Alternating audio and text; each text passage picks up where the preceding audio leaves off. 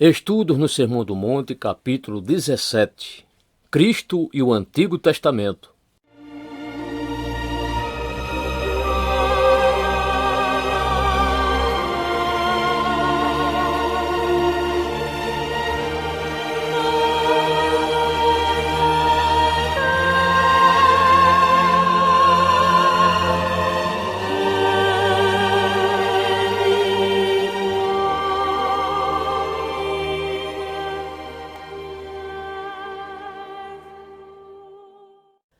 Não penseis que vim revogar a lei ou os profetas. Não vim para revogar, vim para cumprir. Porque em verdade vos digo, até que o céu e a terra passem, nem um i ou um tio jamais passará da lei, até que tudo se cumpra. Mateus 5, versos 17 e 18.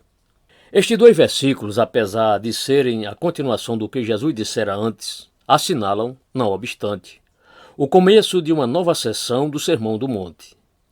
Até aqui temos visto que Nosso Senhor se ocupava com a descrição do crente. Em primeiro lugar, pois, fomos relembrados quanto àquilo que somos. Em seguida, fomos informados que, sendo esse o caso, não nos podemos olvidar que as nossas vidas devem ser tais que sempre manifestem essa nossa natureza essencial. Isso parece-se com o caso de um pai que recomenda a seu filho, prestes a partir de casa para uma festa. Agora, lembre-se de quem você é. Você precisa comportar-se de tal modo que seja um reflexo da honra e do bom nome de sua família e de seus pais. Um apelo similar é feito às crianças em nome da escola ou aos cidadãos de um país em nome da pátria. Era isso que Nosso Senhor vinha dizendo. Somos filhos de Deus e cidadãos do reino dos céus. Por esse motivo, precisamos manifestar as características próprias de um povo celestial. Assim fazemos com a finalidade de manifestar a glória de Deus e a fim de que outras pessoas sejam estimuladas a glorificar também ao Senhor. A próxima questão que surge é como isso deve ser feito. Ora, esse é precisamente o assunto com o qual agora nos deparamos. A resposta, em poucas palavras, pode ser nestes termos: cumpre-nos viver vidas retas. Esta é a palavra que sumaria toda a vida cristã: retidão. E o tema do restante do Sermão do Monte aborda justamente isso, ou seja, o tipo de vida reta que ao crente compete levar. Até chegarmos ao trecho de Mateus 7,14. Esse é o grande tema de Cristo, o qual é exposto sob vários ângulos. No que consiste essa retidão que devemos manifestar? E qual é o seu caráter? Os versículos 17 a 20 de Mateus 5 servem como uma espécie de introdução geral ao tema. Neles, Nosso Senhor introduz a questão inteira da retidão e da vida reta que devem caracterizar o crente. Você deveria observar o método empregado pelo Mestre. Antes de entrar nos detalhes, ele assenta alguns princípios básicos. Cristo apresentou uma introdução geral antes de realmente começar a esclarecer e expor o seu tema. Algumas pessoas, segundo entendo, não gostam de introduções. Nesse caso, não aprecia o método empregado por Nosso Senhor. Todavia, sempre é vital começarmos pelos princípios básicos. As pessoas que erram na sua prática sempre são aquelas que não estão seguras quanto aos seus princípios básicos. Parece-me que isso se reveste de importância capital em nossos dias. Vivemos em uma época de especialistas. E um especialista, quase invariavelmente, é alguém de tal maneira enfronhado em pormenores que, com frequência, se esquece dos princípios básicos. A maior parte dos malogros que se vêem na vida moderna deve-se ao fato que determinados princípios fundamentais têm sido esquecidos. Em outras palavras, se ao menos todos os homens vivessem retamente, não haveria mais necessidade dessa multiplicidade imensa de conferências e organizações. O método de se começar uma exposição qualquer através de seus princípios básicos é algo que podemos observar aqui, enquanto nosso Senhor prossegue a fim de abordar essa questão da retidão. Ele faz isso estabelecendo neste parágrafo duas proposições categóricas. Na primeira, que ocupa os versículos 17 e 18, Cristo afirma que tudo quanto ensinaria dali por diante estava em absoluta harmonia com o ensino inteiro das Escrituras do Antigo Testamento. Em seu ensinamento, coisa alguma existia que pudesse contradizer aquelas Escrituras. A segunda proposição de Jesus, que ficou registrada nos versículos 19 e 20, é que a sua doutrina, tão harmônica com o Antigo Testamento, está em total dissonância com os ensinamentos dos fariseus e escribas, contradizendo-os frontalmente. Esses são dois grandes e importantíssimos pronunciamentos, porquanto jamais poderemos compreender o registro da vida de Nosso Senhor nos 4 evangelhos, a menos que captemos o significado desses dois princípios básicos. Temos aqui a explicação de todo o antagonismo manifestado contra o Senhor Jesus por parte dos fariseus, dos escribas, dos mestres da lei e de vários outros indivíduos. Aqui está a explanação de todas as dificuldades que ele teve de enfrentar, os mal-entendidos a que ele constantemente esteve sujeito. Outra observação geral é que Nosso Senhor não se satisfez com declarações positivas tão somente. Também emitiu declarações negativas. Não se contentou meramente em afirmar a sua doutrina, também criticou a doutrina oposta. De passagem, estou enfatizando esse ponto uma vez mais porque, conforme tenho salientado repetidamente, no estudo deste Sermão do Monte, por alguma razão extraordinária, parece haver tomado conta de muitíssimas pessoas, incluindo evangélicos, uma peculiar indolência intelectual e moral. Infelizmente, parece que grande número de pessoas faz objeção a qualquer ensino em termos negativos. Dizem elas, queremos ensinamentos positivos? E também, ninguém precisa criticar outros pontos de vista. Não obstante, Nosso Senhor criticou muito definidamente o ensino dos fariseus e escribas. Ele desmascarou e denunciou tal ensino com grande frequência. E, naturalmente, é essencial para nós fazermos a mesma coisa. Todos andam falando ultimamente sobre o movimento ecumênico, e o argumento por muitos apresentado é que, por causa de um certo perigo comum, não é tempo de ficarmos debatendo acerca das nossas diferenças doutrinárias. Pelo contrário, todos deveríamos ser amigáveis uns com os outros, juntando forças. Mas, de conformidade com Nosso Senhor, jamais. O fato que a Igreja Católica Romana e que a Igreja Ortodoxa Grega são chamadas cristãs não é motivo para não desmascararmos a corrupção e os erros perigosos de seus respectivos sistemas. Nosso Senhor, pois, não estacou a estabelecer positivamente o seu argumento, e isso, por sua vez, leva-nos ainda a uma outra questão. Por que ele agiu desse modo? Qual a finalidade dessa introdução à porção pormenorizada de seu sermão? A resposta a isso, penso eu, é perfeitamente clara. Quando lemos os 4 evangelhos, vemos muito bem que havia tremenda confusão no tocante à doutrina de Nosso Senhor. Sem dúvida alguma, Jesus constituía um complicado problema para os seus contemporâneos. Havia muitas coisas incomuns em sua pessoa. Ele mesmo, por exemplo, era uma pessoa incomum. Não era fariseu e não fora treinado como fariseu. Não frequentara as escolas costumeiras, razão pela qual olhavam para ele e pensavam: de onde vem esse sujeito, esse homem que ensina fazendo pronunciamentos dogmáticos? Que significa tudo isso? Jesus não chegara à sua posição de mestre através das usuais linhas ou canais, e isso, por si só, criava um grave problema.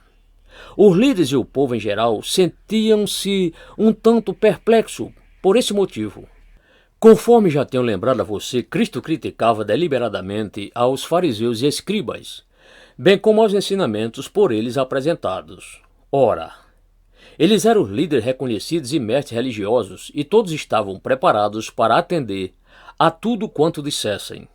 Eram figuras notáveis da nação, mas, de repente, surge em cena um homem estranho às escolas daqueles líderes, um homem que não apenas ensinava, mas que também denunciava o ensino autorizado deles. Além e acima de tudo isso, Jesus não passava todo o seu tempo fazendo a exposição da lei, mas pregava uma extraordinária doutrina que aludia à graça e ao amor de Deus, doutrina que introduzira elementos tão estranhos como a parábola do filho pródigo. O pior de tudo, entretanto, é que o Senhor Jesus misturava-se livremente com os publicanos e os pecadores notórios, reclinando-se e comendo com eles.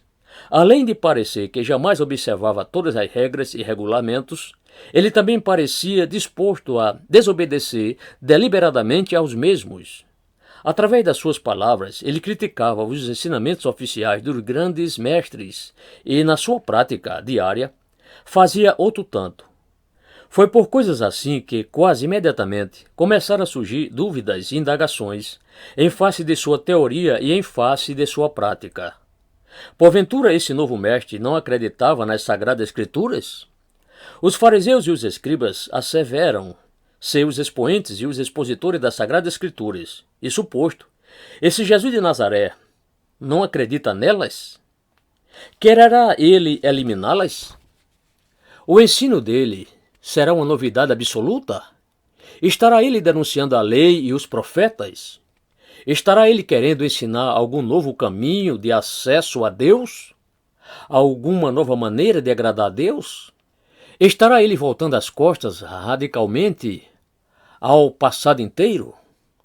Essas eram as indagações que, conforme nosso Senhor sabia muito bem, seriam feitas em virtude de seu caráter pessoal e por causa daquilo que ele ensinava. Por conseguinte, neste ponto, na introdução mesma de seu ensino pormenorizado, Jesus já rebatia essas objeções antes mesmo de serem proferidas. E, em particular, Jesus advertia aos seus discípulos para que não se deixassem confundir e influenciar pelos murmúrios e pelas críticas que tão provavelmente haveriam de ouvir.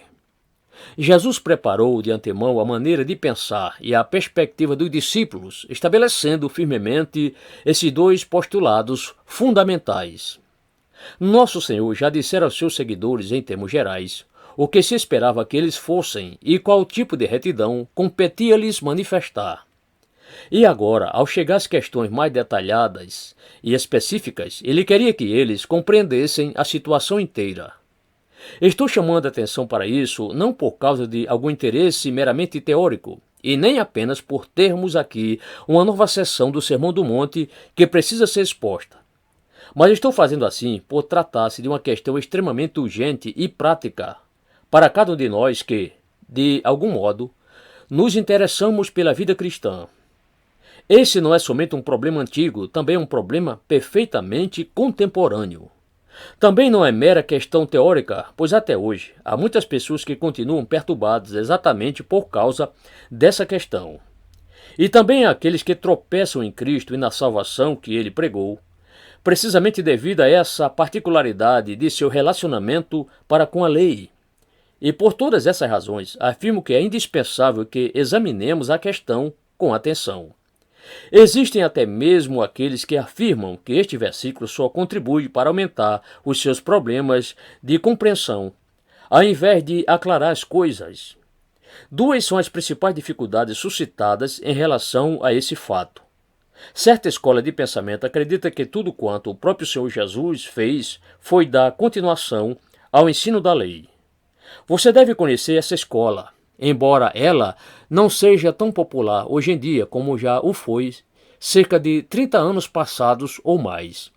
Os que assim pensam afirmam ver grande diferença entre os 4 evangelhos e as epístolas do Novo Testamento. Os evangelhos nada seriam senão uma admirável exposição da lei antiga, e Jesus de Nazaré teria sido apenas um mestre da lei. O real fundador do chamado cristianismo continuam os tais. Foi o homem que se tornou conhecido como apóstolo Paulo, com todas as suas doutrinas e o seu legalismo. Os 4 evangelhos nada conteriam senão lei, ensinamento ético e instrução moral. Mas neles nada existe acerca de doutrina de justificação pela fé, acerca da santificação e de ensinos dessa natureza. Tudo isso teria sido obra do apóstolo Paulo e sua teologia. e prosseguem a fim de dizer que a verdadeira tragédia foi que o simples e glorioso Evangelho de Jesus foi transformado por esse outro homem naquilo que veio a tornar-se o cristianismo, o qual seria inteiramente diferente da religião de Jesus. Aqueles que dentre nós são suficientemente idosos devem estar lembrados que, quando da volta do século e por mais algum tempo depois, surgiram vários livros escritos de acordo com essa linha de pensamento, como, por exemplo, A Religião de Jesus e a Fé de Paulo, e títulos similares, onde seus autores tentavam mostrar um suposto grande contraste entre Jesus e Paulo. Ora, essa é uma das dificuldades. A segunda principal dificuldade é o oposto exato dessa posição. E é interessante observarmos como as heresias, quase invariavelmente, cancelam-se mutuamente. Pois esse segundo ponto de vista diz que Cristo aboliu completamente a lei, introduzindo no lugar da mesma a graça divina. E então citam aquele trecho bíblico que diz: porque a lei foi dada por intermédio de Moisés, a graça e a verdade vieram por meio de Jesus Cristo. João 1,17. Assim sendo, conforme pensam eles, o crente nada tem a ver com a lei. Argumentam eles que a Bíblia ensina que estamos debaixo da graça e por isso mesmo, nem ao menos deveríamos mencionar a lei. Você deve estar lembrado de que chegamos a ventilar esse argumento no primeiro capítulo deste livro. Ali consideramos a ideia que afiança que o Sermão do Monte não tem qualquer vinculação conosco, que pertencemos à era da graça e que, por esse motivo, esse sermão diz respeito àqueles para quem foi diretamente pregado, como também aos judeus da futura era do reino. É interessante notar como esses antigos erros até hoje persistem.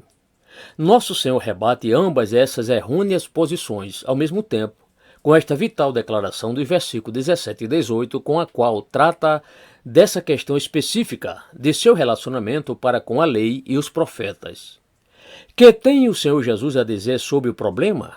Quiçá, a melhor coisa que possamos fazer nesta altura de nossa exposição seja definir esses vocábulos principais do texto até termos plena certeza de haver entendido o seu significado. Que se deve entender por a lei e por os profetas? A resposta é a totalidade do Antigo Testamento.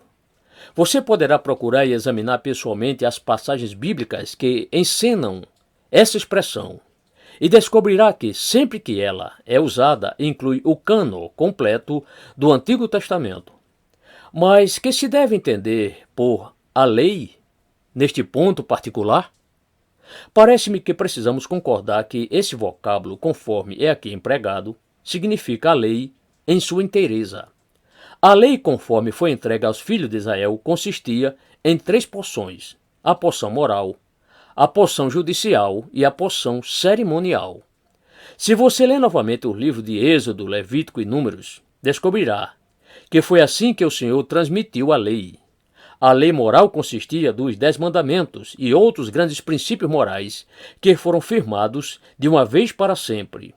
Além disso, havia a lei judicial, que tem em vista a legislação dada para a nação de Israel, dentro das suas circunstâncias peculiares do momento, indicando como os israelitas deveriam conduzir-se em relação ao próximo, bem como o que deviam e o que não deviam fazer. Finalmente, havia a porção cerimonial da lei, que envolvia os holocaustos, os sacrifícios, os ritos e as cerimônias ligados à adoração no templo ou em outros lugares. Mas agora, cumpre-nos asseverar que a lei inclui todos esses aspectos. Por conseguinte, nosso Senhor estava aqui se referindo a tudo quanto a lei ensina diretamente sobre a vida, a conduta e o comportamento dos homens. Entretanto, convém nos lembrar, igualmente, que a lei inclui tudo quanto era ensinado por intermédio dos diversos símbolos, pelas diferentes modalidades de oferendas e por todos os detalhes das mesmas que figuram nas páginas do Antigo Testamento. Muitos crentes dizem que acham extremamente maçantes os livros de Êxodo e Levítico. Indagam eles: para que tantos detalhes acerca da farinha, do sal e de todas essas pequeninas coisas? Bem, todas essas coisas eram meramente figuras, e, à sua maneira, serviam de profecias sobre aquilo que foi perfeitamente concretizado, de uma vez por todas, por nosso Senhor e Salvador Jesus Cristo. Portanto, afirmo que mesmo ao falarmos acerca da lei, precisamos lembrar que todos esses aspectos estão inclusos. Não estão envolvidas somente as instruções diretas e positivas desses livros, com as suas injunções acerca de como os homens deveriam conduzir-se, mas também tudo quanto eles sugeriam e prediziam no tocante ao que haveria de suceder. A lei, portanto, precisa ser considerada em totalidade. Na realidade, descobriremos que, do versículo 21 em diante, quando Nosso Senhor falava sobre a lei, ele falava somente a respeito da seção moral da lei. Porém, nesta declaração geral, que ora consideramos, ele está falando acerca da lei em sua totalidade. E que se deve entender por os profetas? Essa expressão aponta, como é evidente, para tudo quanto encontramos nos livros proféticos do Antigo Testamento. Quanto a isso, novamente, nunca nos devemos esquecer que há dois aspectos principais. Na verdade, os profetas ensinavam a lei, interpretando-a e aplicando-a. Eles dirigiam-se à nação e revelavam que as dificuldades do povo deviam-se ao fato que não estava observando a lei de Deus. Assim faziam os profetas, porque a sua incumbência básica era a de chamarem o povo de volta à verdadeira compreensão da lei. Com essa finalidade, pois, os profetas faziam a lei ser relida e entendida. Porém, em adição a isso, eles prediziam o aparecimento do Messias. Os profetas eram pregadores, mas, além disso, eram prognosticadores. Ambos esses aspectos precisavam ser incluídos na mensagem profética. Resta-nos considerar um último vocábulo principal: cumprir. Tem havido grande confusão no que tange ao seu significado. Por isso devemos salientar logo de saída que essa palavra não quer dizer terminar, acabar, nem significa acrescentar alguma coisa ao que já havia sido iniciado. Essa interpretação popular é um total mal-entendido acerca desse vocábulo. Alguns têm ensinado que o Antigo Testamento deu início a certo ensino, mas que o levou avante somente até certa altura. E então apareceu Nosso Senhor, o qual deu prosseguimento a esse mesmo ensino e, por assim dizer, terminou-o, arredondou-o. Mas não é essa a verdadeira interpretação do verbo cumprir nesta passagem bíblica. O verdadeiro sentido dessa palavra é cumprir no sentido de prestar plena obediência, literalmente, levando até as últimas consequências tudo quanto fora dito e declarado na lei e nos profetas. Tendo definido nossos vocábulos principais, consideremos agora o que Nosso Senhor realmente nos queria dizer. Qual é o seu verdadeiro ensinamento neste ponto? Expressaria a questão sob a forma de dois princípios fundamentais e, a fim de assim fazer, passaria a considerar o versículo 18 antes do versículo 17. As duas declarações aparecem juntas, vinculadas entre si pela conjunção porque. Não penseis que vim revogar a lei ou os profetas, não vim para revogar, vim para cumprir. E então o Senhor deu a razão para esse fato, porque em verdade vos digo, até que o céu e a terra passem, nem um ir ou um tio jamais passará da lei, até que tudo se cumpra. A primeira proposição é que a lei de Deus tem um caráter absoluto, jamais poderá ser alterada, e nem mesmo modificada no mais leve grau. A lei é absoluta e eterna. Os requisitos da lei são permanentes e jamais poderão ser abrogados ou reduzidos até que o céu e a terra passem. Esta última expressão aponta para o fim da era. O céu e a terra são sinais de permanência. Enquanto o céu e terra estiverem nos seus devidos lugares, diz Nosso Senhor, coisa alguma da lei poderá passar, nem mesmo um i ou um tio. Não há nada menor do que isso. O menor ponto gráfico na menor letra do alfabeto hebraico. Assim sendo, céu e terra não passarão enquanto esses mínimos detalhes não forem absoluta e inteiramente cumpridos e obedecidos. Ora, esse foi o pronunciamento do Senhor, e naturalmente, Esse é um dos mais importantes e momentosos pronunciamentos que jamais foram feitos. Nosso Senhor enfatizou a sua declaração com o vocábulo porque, o qual sempre chama atenção para alguma coisa, denotando a seriedade e a importância da mesma. Todavia, Jesus incrementou ainda mais essa importância ao dizer: em verdade vos digo. Cristo ressaltou essa declaração com toda a sua autoridade. A lei que Deus havia decretado e que pode ser lida no Antigo Testamento, bem como tudo quanto foi anunciado pelos profetas, haverá de ter cumprimento cabal quanto a todas as suas minúcias, permanecendo de pé até que seu cumprimento total se efetue. Penso que não preciso continuar salientando a importância vital desse fato. Em seguida, à luz dessa realidade, Nosso Senhor fez a sua segunda declaração afirmando que, como era óbvio, ele já viera ao mundo para destruir e nem mesmo para modificar, seja no que for, o ensino da lei e dos profetas. Antes, conforme ele acrescenta, viera para cumprir os preceitos da lei e os ensinamentos dos profetas até as suas últimas consequências, obedecendo de modo perfeito aos mesmos. Essa, pois, é a reivindicação central feita por Nosso Senhor. Em outras palavras, ele afirmava que a lei e os profetas, em sua totalidade, apontavam para ele e teriam cumprimento em sua pessoa, até nos menores detalhes.